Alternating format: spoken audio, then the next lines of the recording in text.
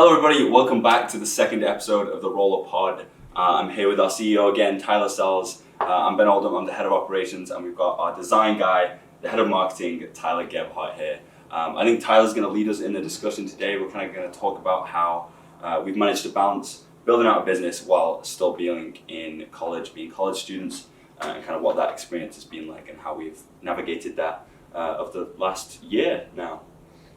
Totally, yeah. I think part of this for us, again, wrapping it back into why we're making the podcast, is both for ourselves as we document our story, for people that are wanting to follow it and just hear how we've done it, where we've made mistakes, what things we've done right, but then also just for us to continue to look back and learn and reflect. So let's jump into it, because for you guys, you're approaching the 1 year mark of working on this. And so like really it is actually you're almost 11 and a half months into it. So, just a kind of a general question. You get approached by myself a year ago. Did you have any idea what commitment level that this is going to take? Or did I trick you into? I think there was some manipulation involved. Okay, for sure. I can agree with that. Yeah. You want to go? Yeah, I can take it. I think at the very beginning it was just an interesting opportunity. It was an idea that I believed in. I think that's most of us here as well, right? And that's how a lot of I'm going to be honest, start. I didn't believe in the idea originally. Interesting. Well, I'll take on my perspective, Yeah. and then we can switch over there. Okay. To me, it was a really cool opportunity to take on an idea that I believed in and did think was a cool idea and thought could actually help people. At some level, that's how most businesses start, right? It's an idea, and you get people to buy into that idea and kind of commit to moving forward with that. But no, I couldn't have imagined how much time it would take up in my life. But I'm thankful it did. It taught me a lot, and I don't think I'd be in the position I am today without it. There we go. So there's a very high, That's a high level perspective Yes. of looking at it. But Definitely. okay, Tyler. So I didn't believe. So the reason why that was kind of an abrasive statement that I just wanted to kind of throw in there and make it just to make make it the sizzle, viewers make a little yeah. sizzle. Yeah. So I didn't originally. I was not wowed by the idea originally. I was like, oh wow, this is something that's like interesting, I guess, but who knows where this is going to go. I think what's been fascinating about my journey with Rola, I think collectively all of our journeys, is taking this really abstract idea, right, where we're like, okay, so there's something wrong here about how we connect, and there's something wrong about how oversaturated social media is. There's something wrong with how we choose to go about making these connections in real life, right? And we turn that idea into something that actually had tangible value. And so originally, I think the way that I was originally introduced to the idea was kind of this overarching, like, this is a 30,000 foot perspective on what we're trying to do. And so I was like, okay, I'm in this. But I'm going to be honest, it wasn't primarily because of the idea. I think it was primarily because of you, because it was you that was selling it. And I think fundamentally we, like as humans generally, but also as people who are entrepreneurs, gravitate toward people who have similarly grandiose visions about impacting the world, right? And so I was attracted originally not by Rola, this is going to be the next big thing, Right. but I was attracted by you guys and your guys' desire to make it the next big thing, right? Yeah. And I think because of that, I think now we're in the process of making it the next big thing, right? Yeah. So I think that was kind of the original thing for me. That was like, okay, wow, I really want to go in this and do to the best of my ability. So Well, I think that's significant because really, especially if you look at the original idea that was talked about then, how different we are from that. Mhm. But it's mostly been about the ourselves and some of the entrepreneurial spirit, but also the desire, let's actually build something out of this. And so, one question with that kind of a follow up is, when we started, especially, it was not as nearly as big of a time commitment for either of you guys, even myself.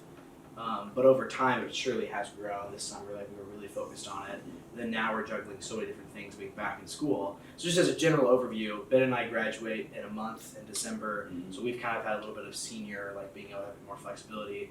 Tyler was halfway through. No, you were one semester in when you started.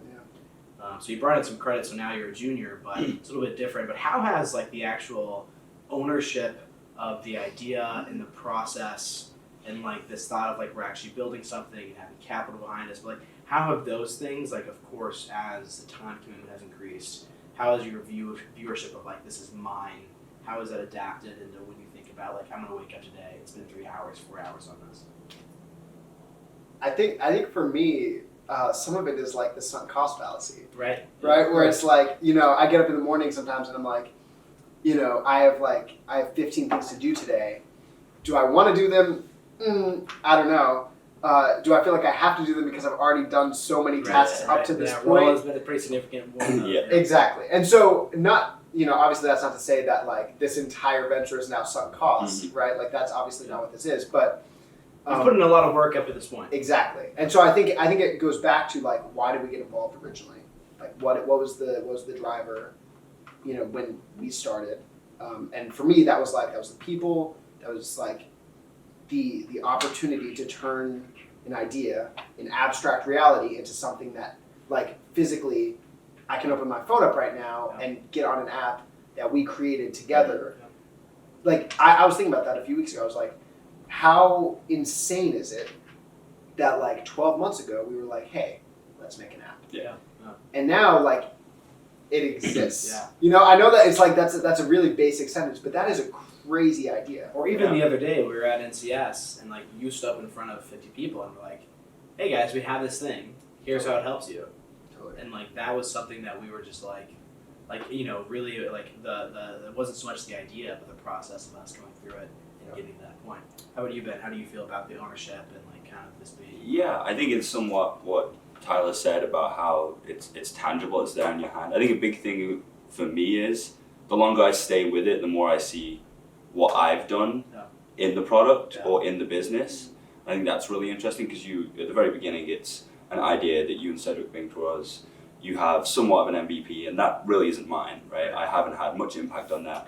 But the longer I go, the more I see my own touch on the business, on the app, ideas I've had, design ideas that I wanted to implement into the app, and seeing those come to fruition is like, okay, I can go through the app and be like, I know how that came to be. I know how this part of the right. app You'll think like, oh, last week I was up at like 4 a.m. testing this thing, and like now it works. Yeah. Right. Mm-hmm. Yeah. And then, or we're on a call with someone, they're like, hey, it'd be great if you could put this thing in the app. Yeah. 10 more people say that, and then we put it in the app. Yeah. Right. And it's there. and you see the fruits of the labor in the app, and then ultimately in the users as well, in them finding value in something you've tested, Right.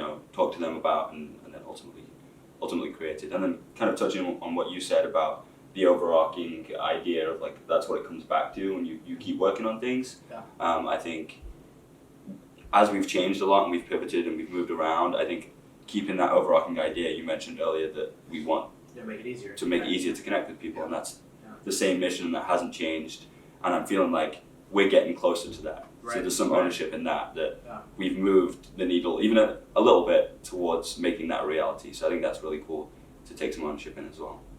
So we'll quickly touch on one more thing about this, and then we'll move in. We'll kind of move on to the next point. So especially for people who are watching this that like want to understand how we actually physically do this.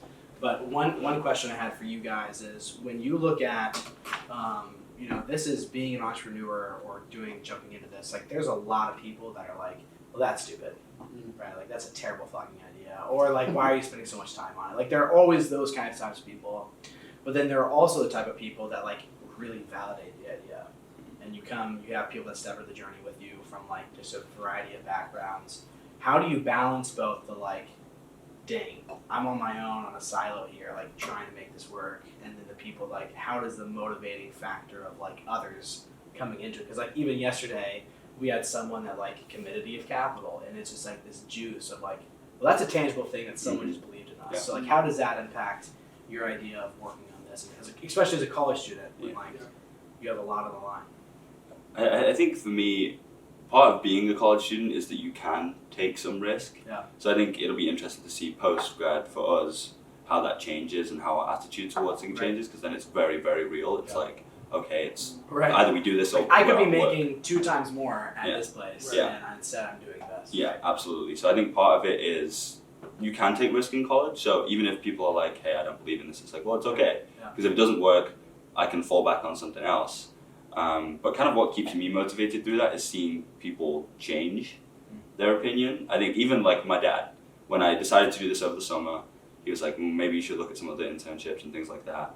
And I committed to it. And now he's a big fan of the app. He loves what we're doing. And he tells me he's proud of me and proud of all the progress I've made. Right. So I think a cool part of it is being able to see people turn around and kind of flip their opinion on things. Right. And then on the negative stuff, it's like, more than anything, you've got to believe in it, right? Right. You've got to say, okay, this is a product, this is a team, and this is a market that I believe can create a successful company. Well, and some of it really goes back to the team. Yeah. And like our ability to say, hey, we're going to go chase after this and just relentlessly pursue any market pull that we're going to feel. And like we're confident we're going to get there. How about you, Tyler?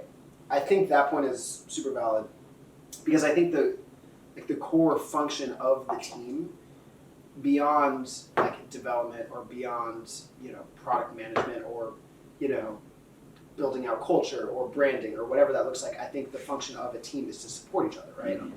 And so because of that, I think it nullifies like any criticism you would ever get, because you take that criticism and you're like, okay, is there a gem here? If there is, then fine, let's talk about it. If there's not a gem, like let's throw it away, and like we're still a team, like we still got each other. So that's been a huge thing for me. And yeah, I think it's weird because as college students, we totally have lower stakes, Absolutely. and it's been nice. And once again, like That's why we're able to do it. It's why we're able to do it, and it's going to be interesting to see how that changes because, Right. A month and a half from now, like it's a totally different ballgame. Yeah. So that's kind of what I would say in terms of like reacting to criticism. But also, I found that like I don't know if I've gotten criticism about Rola that didn't have the gem. You know what I was talking about, like the gem. I think every single time someone says something, or at least in my experience over the last like 6 months, there's actually been like a hint of truth to it, where it's like, okay, let's actually think about like why we're doing this, or what our decision process was. Yeah. So. And I think it's almost a form of feedback as well, right? Like if someone is criticizing the app, like you can choose to just be butthurt about it and be annoyed, or you can be like, okay, is there some truth to what they're saying? And if there is, how can we solve that, and how can we negate those problems that might result from that? Sometimes it is just people being difficult, but sometimes it can be something we can learn from and something we can grow from, and I think that's really interesting too. Like we've gotten a lot of criticism, lots of it rightly so, and that's how you learn, especially when you don't know a significant amount at this age. Like we've not ran businesses before, we've not even really been part of businesses. Right. So to get that feedback, even if it's negative, is like, okay, we can learn from that. And I think we have, right? Yeah. Well, I think there's. Go ahead. Well, I was just gonna mention a story about that real quick, because the number one thing that comes to mind for criticism is Patrick and the first deck that we ever made, which we spent so much time. So I remember it was like a Saturday. It was a Saturday Sunday, and I think all three of us were kind of in and out. Back. But I remember being here for 12 hours or something, and we painted this picture for it was Abby. What was her last name? No, it's Anna Adams. No. That's Abby, one of our that's one of our newer mock-ups. It was Abby something. Abby Smith? No. Oh, it might have been Abby Smith. Yeah, it was just Abby Cook. Abby Cook. Yes, Abby Cook. On the pitch deck, we were like, "This is Abby." And the first thing he fucking says to us is like, "I don't care who Abby is." we built the whole story around the user journey for Abby. Here's the problem. Here's the solution. Here's exactly how Rola. And it probably took us 8 slides to do it. Yeah. Totally. It was definitely 25 slides. It was so bad. Yeah. But we thought we had something really great. Oh, totally. We were ready to go to VCs with that. We were like, Sequoia, you're gonna love this. Give us $10 million. Right. But in reality, the problem that we were actually facing there was and this is something that I could tell to someone else trying to start a business, is I don't care how you're doing it. I want to know the problem that you're actually solving and the opportunity that provides when you do solve it. And 8 slides about a user journey doesn't convey that. Yeah. One slide about the problem, solution, and then the opportunity, if you do it right, that's all you need. Yeah. Yeah. I think investors at the end of the day don't really care how it helps one person. They care. Most of them don't even care what it looks like. No, they don't. No. They care how it scales into a market and how it can solve a problem on a larger scale. Yeah. And it's just interesting how we've learned the small things like that. Well, we never would have learned that. No, we never would have. Without criticism, right? Yeah, so that's kind of the point. Totally. Right. Well, and I think there's criticism, there's a difference between this is a bad idea and this is, and you're not the people to do it, right? Those are two different things. Yeah. So I think for us, it's I actually far prefer the criticism that's you can't, you, Tyler, you, Ben, you, Tyler, you can't actually do this, right? Like you've not spent enough time learning to actually accomplish that. Yeah. Because like I feel like that's something that it's like amazing. Like I can go learn. Yeah. And like the criticism about the idea is mostly for me like it's probably either more damaging, but it's also for me like you just don't see the opportunity. Yeah. And I think for some like for us like we're in it every day, so we're gonna of course be more biased to it. But Absolutely. So we'll go back into the tangibles, and I just want like a 1 minute, like less than that, like a 40-second answer. How are you juggling Rola work with first we'll just start with school? Because like every day, like the longer we wait to do something, the less likely we are to like be successful, right? So it's not like, oh, like we need to be raising capital, but we're gonna worry about that in a week. Yeah. Right. So there's this kind of this immediate pressure to a lot of the things that we're doing. So how do you combine that with like the very laid back, casual environment that school generally brings of just like you have 4 papers due at these dates in your class? Yeah, for me, I think initially as a senior, you kind of have a little cheat in that, as in I've established the core of my GPA and my school career so that I can afford to sacrifice a little bit on the school side, still get my work done, get it in on time and do it, but not as be as locked in and focused on it because, you know, my GPA is pretty much set. Like there's not a lot of changes going to come from that. But I think you just have to weigh up those priorities, right? Like if this business is something you want to do long term, you've got to put in the work and the hours to make sure that's a reality. Well, I think for us, that was a big part of it. It's like, yeah, this is something we want to do after we graduate. So. Right. At the end of the day, like is a career a bit more important than the last semester of college? It might be. So that might be where you put the favor towards doing Rola. But there are days when it's like, okay, right now, school is a priority. Yeah. Like I took some time yesterday morning to just knock out a lot of the work that I had to get done today. You have still this weekend. You do at the end of the day. Yeah. So I think just being able to discern when to get things done and when to put the right amount of time towards something, because we can work on a marketing plan for hours, but it's not immediate, it's not necessary in that moment, whereas raising capital, okay, yes, we need to work on this right now because it's very time sensitive. Right. So I think it's about discernment and priorities. Well, and before you go, Tyler, I think sometimes it's not so much like it is like Rola or school. It's like I'm doing Rola and school, and because I'm balancing both these things, I'm going to give up this part of my life. Mm-hmm. And that usually is the other stuff, like the fun things, the friends, that kind of side. Sleep, like that side of it. But for you, Tyler, what's that? Like, give me your 40 seconds. So this is a hot take. Interesting. So I full of hot takes. Yeah, I'm full of hot takes. That's what makes a podcast good, I guess. Yeah, I'm really trying my hardest out here. So I think there's a misconception in the startup world that in order to make something successful, in order to create something that makes it big or that impacts a lot of people, you have to do that one thing consistently forever. Yeah. And there's a classic Elon, and there's a classic, Bezos, and there's a Peter, whatever you want to look at. There are Zuckerberg. There are case studies for what it looks like when a CEO gives everything, right? And oftentimes they can be incredibly successful. I think that's a myth, though.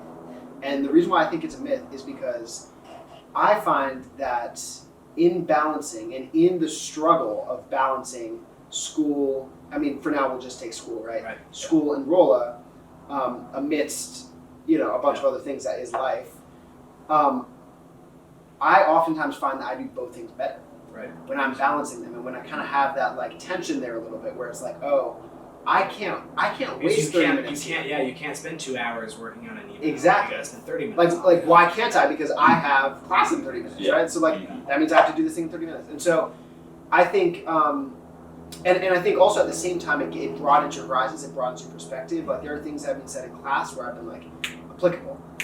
Like okay, I'm gonna think about this later. Like, and so at the point that we're at, I think that it has supplemented our work to also be students. You know what I'm saying? And I don't think that it has to be, this is I think we all to a certain extent live and breathe it. Like some of the people that are watching this are probably gonna be like, yeah, but this is all they talk about, right? And look, there is some validity to that. I do get up and the first thing I do in the morning is I check my superhuman. Yeah. Right. And I do my refresh and I just see what happened over the night and if there are any what do I need to design things I need to do right now. Yeah. So there is an element of okay, you do have to embody it. Yeah. But it doesn't have to be the only thing. No, it doesn't. And you can get very good at working hard, which is interesting because then, and this isn't to go at anybody else, but you then hear people at school being like, oh, I'm so busy, I'm doing X, Y, and Z. Yeah, and it's so just that kills me. Yeah. We can't ego it, but it's Well, I've stopped saying that because I realize that there's always going to be someone who has gotten less sleep. Yeah. Because even if I pulled an all-nighter for the last night or last 2 nights, someone did it for 3 nights at somewhere, right? So who am I to really be like, oh, I'm so tired? You can't. Get over it. Yeah, are you alive? Are you here? Fine. Okay, let's do it.